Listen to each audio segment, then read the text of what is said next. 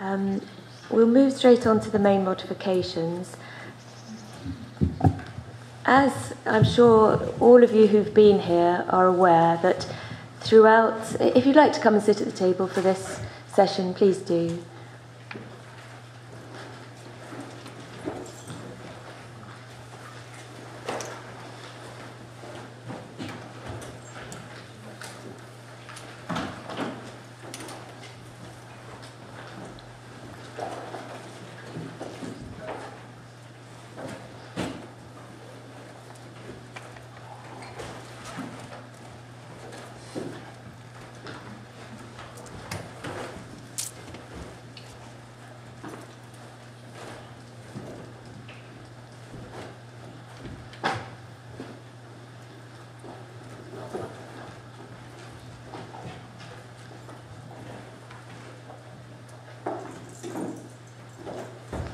Yes, I think many people around this table have been here over the past 2.5 weeks, and throughout that time I've been saying to the council, can you look at this, can you look at the wording of this, and ask them for more information. That's arisen from the discussion and points that I've had to make and points that everyone else has had to make. And in response to that, the council have modified the wording and introduced new policies and put forward information that I've asked for specifically or in response to other parties. The way that's looked at, it either forms, as I set out right at the beginning, either forms the major or sometimes known as the main modifications, and these are the modifications that actually modify the policies and the implementation of the policies and the effectiveness of the policies. So these are the main and the major policies, modifications. The other modifications are minor modifications, and they should only be modifications which relate to non-policy matters. So it might be some wordings taken out that was unnecessary, or rewording that has no influence on the implementation of policy. So the modifications take two forms, and there's a table, and that will be attached to any report that I write. My report will address the main modifications, will address the soundness of the plan and the modifications. The main modifications are subject to full consultation. They will be published. I'll speak to the council in a moment about the timescale for that. They're published. They have 6 weeks consultation period, which the response to that should be specifically related to the modifications themselves and not points that you made previously, but specifically the modifications. The minor modifications are the council's responsibility. They're often published at the same time, and I would just say to the council to err on the side of caution. If you're not sure, put it as a main modification. I'll have a look at them anyway, just to make sure that something that should be a minor isn't, or can be put as a main modification. So in addition to that, where necessary, main modifications may be subject to a sustainability assessment, and that's up to the council. They need to look at which policies and revisions and main modifications are or should be subject to a sustainability assessment. So I'm just going to ask about timescale. You have already sent a lot of the modifications to me. I've not had a chance to look at them in detail. I need to have a really clear mind when I look at them because I need to be clear that I can relate it back to the points and that I can be very clear about whether there's anything that still needs changes to the wording. So are there any questions about that process? Mr. Jardine. Thank you, Madam. In recent sessions, you've made repeated reference to the further work that you wanted the council to do on housing trajectory, infrastructure, risk options, and you asked all that material by last Friday, I think. Can you tell me where that stands? Have you received everything you need, and will it be placed in the public domain? There's two things. There's two things. One, there was information that I asked for, which was an update of the 5-year housing land supply. That's separate to the modifications. That informs the trajectory, and well, actually that informs the housing supply position and matters relating to SS3. So that was background information, which, in the light of the discussion we had, I asked to be updated.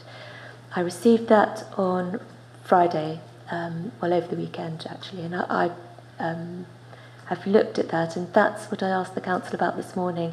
Part of that was to do with this number for the 600 for the first 5 years. So that's not and that's going to be separate to a main modification. That's going to have its own consultation as a background document.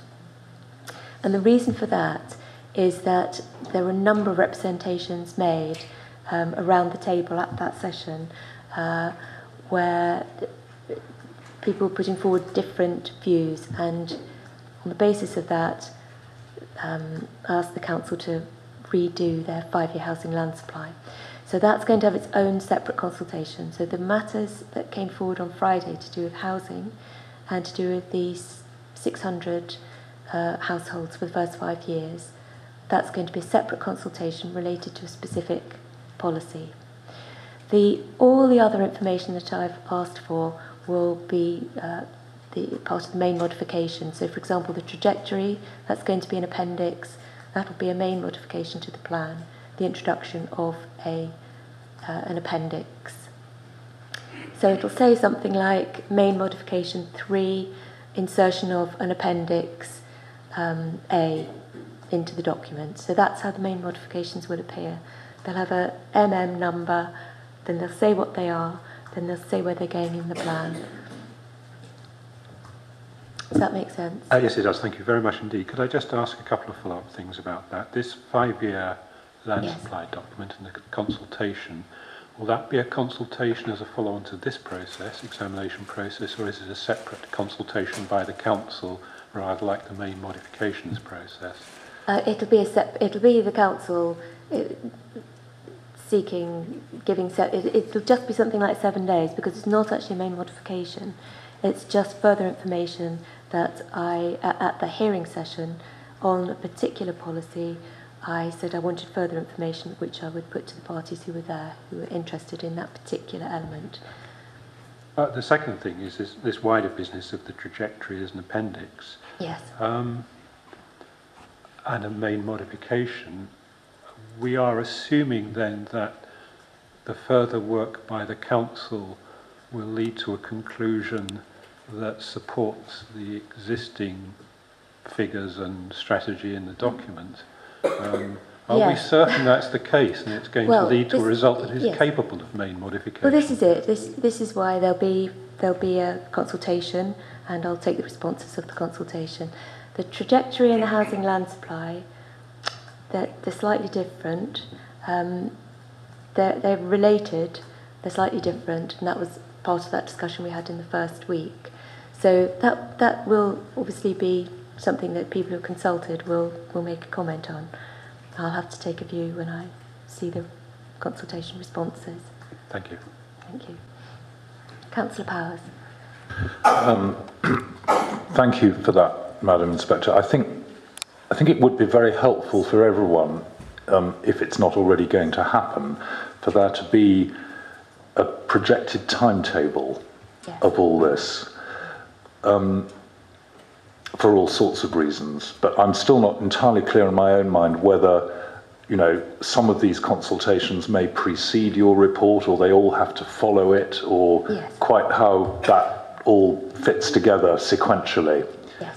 You don't need to explain that in detail now if it's going to be presented in a publicly available document as a timetable. Yes, I obviously need the responses from the consultation. I couldn't write my report without the responses to the consultation for the main modifications. So it certainly wouldn't be Right, I'm just checking you're not proposing to write an interim report based on the examination as it's taking place. I couldn't say what I was going to do with it at this stage, but clearly the consultations to the main modifications have to be taken into account. The timescale for the main modifications we can discuss in a moment. I'll discuss that with the council. Any other questions about Mr. Goff? Just really a matter of clarification. In other local plans that I've been to recently, the inspectors agreed that where there are changes to the actual wording of the policy, right, and they're significant, and those would be main modifications. But in most cases, changes in the explanation are not classified. I presume that's still the same case. I would want to look at that carefully. I need to look very carefully at that's as a general rule. That might that might be a sort of starting point, but I would want to look carefully, because the supporting text does go. There's various court cases I'm sure you've seen about the status of the supporting text. So that I'm aware of. Yes. Thank you, ma'am. It's just related to the points that have already been raised. We've had it confirmed at Gladden that the projections will be released tomorrow on the 26th. Yes. Is it tomorrow? Yeah. So I'm just trying to work in my mind how we'll fit all that into the process, really, because obviously that could potentially lead to main modifications. It may not. We don't know because we haven't seen the projections. And obviously, I'm keen that we don't get into a stage of publishing main modifications and then have to come back again to do that. And also, I think we need to have a clear answer on the work that the council have done over the weekend, which we'll have 7 days to respond to, which I welcome, before we get into the point of publishing main modifications. I just hope we can timetable that all together so that we're not repeating work unnecessarily, really. Yes. Yes, 26th. And did you... That's not on the DCLG website. I mean, I heard the 27th, but we've had it spoken to the DCLG. Consultants that work for us have had it confirmed by DCLG. Yes. Yes. Okay, but we, until they're actually out, we can't say. That, as I said at the beginning, we have no control over. Those figures are published by DCLG when and if they. When they're ready to publish them, and we're obliged to take them into account. So, Mr. Vaughan. Thank you, Madam. There are just 2 points. One of them you mentioned, an interim report was mentioned just recently. Yes. I don't know if this has been presented to you as a document. I would draw your attention to the interim report presented by Inspector Harold Stevens last week on the 18th of February on the Durham Development Plan. If you haven't seen it, it's very interesting. That's the first point. And the second point is on the publication of documents with modifications in them. It is quite difficult to assimilate the modifications to the document, documents published by the council. To start with, they were in landscape format, and then later on they came in portrait format. And the changes were not sidelined. So it took a lot of time to analyse these and find out where the changes were. Pardon me, before we made our comments for the examination in public. I would request that when the major modifications or minor modifications are published, that we have a document which is sidelined in some way, or the text is different, or it's highlighted in some way or other, to enable us to find where these changes are. It would save us a great deal of time, and it would be a great help if that could be done. Thank you very much. Thank you. Any other questions? So, yes, Mrs. Morawiecka. Sorry, so there's likely to be more evidence, forgive me, and main modifications you're in discussion that will then go out to consultation. What then is the situation after that? Because obviously we haven't got a local plan. Yep. So are we still in this sort of vacuum that it's with no 5-year housing land supply continuing, that we're still going to be in that for at least another year or so? It's quite important because we've heard, yes, in these hearings, that developers are in the process of submitting applications once again ahead of the SIL consultation, and that's very important on how, you know, any development coming forward is actually going to be sustainable. No, I appreciate what you're saying. There are a number of matters. Clearly my report addresses soundness. We looked at some of the big issues in the first week. The council have done further work. I'm going to look at the timetable in a moment. Then there would be 6 weeks consultation. The DCLG statistics that come out, just going to ask Mr Ashcroft about timescale. Probably, well, I'll ask you in a moment. So there's a sort of at least 6 to 8 weeks of consultation. The report, I can't tell you what my findings are today, I'm afraid, but the report or my findings would be available sometime after that. So it's not likely to be a year, but I do appreciate that there is a vacuum. It's just a very common where the plan is being examined until such time as there is an adopted plan. Yeah, and I think it would be helpful if on that timetable, I'm talking as a parish councillor now, where we've got a neighbourhood development plan out to consultation, the issue of boundaries and things like that, yes. Is that going to override our neighbourhood development plan, because it's costing our parish money to do that? The money from DCLG is no longer available from, I think it was the 1st of January. So for us to be going ahead with that is costing our residents money which could be spent on potholes, cutting the grass, those sorts of things. So I'm very concerned if we're going to go to expense on consultation on neighbourhood development plans, how that's going to fit in with main modifications when we've got no clear definition of boundaries. I understand. We've had a discussion about boundaries. The consultations have to take place, statutory time period. They have to be. There's no way out of that. So would then, if by the time you come to write your report, if neighbourhood development plans have gone through and been approved as in conformity with general policies, that could those then require the core strategy to conform to published and approved neighbourhood development plans? I think I need that, because it's sort of the chicken and egg. Now, the chicken's taken a long time and the eggs are there. Do you know what what I can say is that there are obligations in terms of consultations, and my report won't come out till after that. I think I'd have to ask you to speak to the council about how the neighbourhood plans operate within that time. This session is to do with timetabling for the main modifications. The relationship, we've had a lot of discussion about, and I don't want to reopen that, Mrs. Margaret-Skirts. This is about timetabling. Yes. There are always main modifications, in my experience, to local plans. They have to be consulted upon. The report doesn't come out till after that. Either way, that's right. I'm just wondering which plan has to be in conformity with, because neighbourhood development plans are a planning document and a primary one in the absence of a core strategy. Am I right? I'm going to leave that for you to discuss with the council. Right. Let's hope it proves fruitful. Councillor Powers. Thank you. Yeah, my understanding of what you meant, or in your answer to, as I hope it will be, your report being with us within a year at least. I think, I trust that will be the case, for your sake and ours.